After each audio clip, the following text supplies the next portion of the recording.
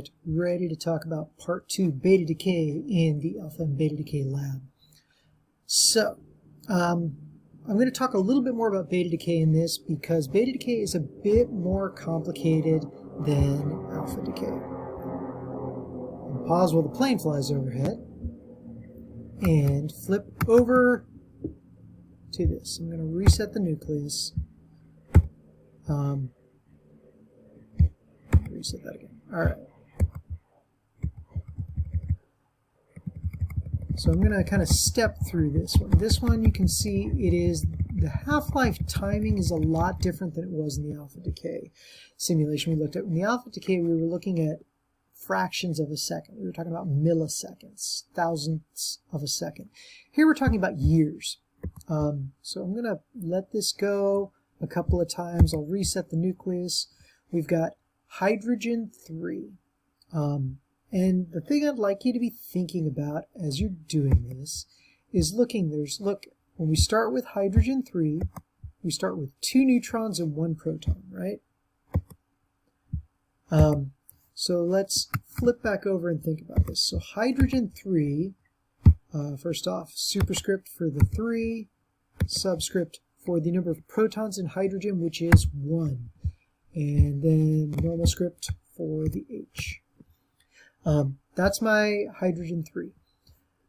You'll notice that the decay this time is something different. I'm going to try and pause it as it decays this time. So hopefully this one won't take a long time, although with my luck, the last time I decided to wait and pause for it, it took an incredibly long time to decay. 40 years now. Oh, I missed part of it, but here's the deal.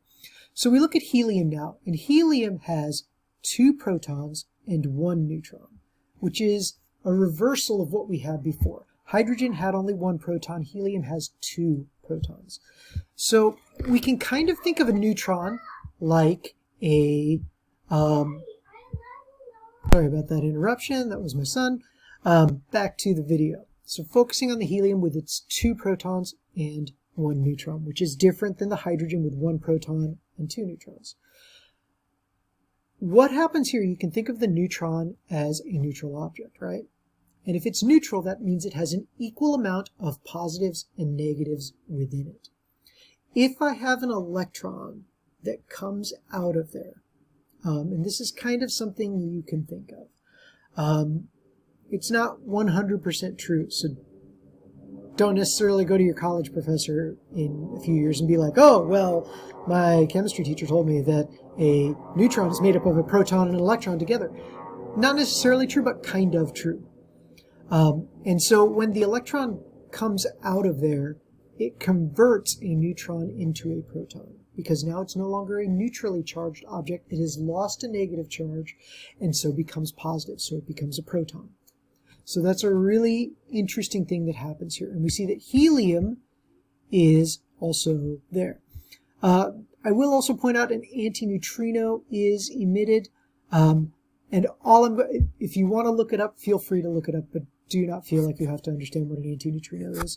An antineutrino at this point is just something that we're going to say is something else that comes out during beta decay. So that's what we're thinking about right here. When we come back to this, I'm going to come down. You'll notice I've already recorded the gamma radiation and the antineutrino in here. I will also help you out here a little bit in order to write an electron symbol. A lot of people are writing, you're able to write the symbol for a nucleus pretty well, but how do you write the symbol for an electron? So, you might remember that an electron basically has a mass of 0. Here is the weird thing for its atomic number. Its atomic number is -1. And that's not because an electron has a -1 charge. It is because when you remove an electron, it's like taking away a negative number of protons, because when you remove it, you have 1 more proton than you had before. All right? And then the symbol for an electron is just a lowercase e. So this is what you can do for that. And here's why this is important. When we do this with our And I will actually go ahead and write this in for you because I think this is important to illustrate. So I've got 3, 1, hydrogen, and I end with 3, 2, helium. My mass numbers on both sides add up. So my mass number here is 3, mass number here is 3, plus 0 equals 3. My atomic numbers also have to match up, and that's where I've got 2 plus -1 equals 1. And that's how beta decay works. Beta decay works because a neutron turns into a proton and kicks off an electron and an antineutrino.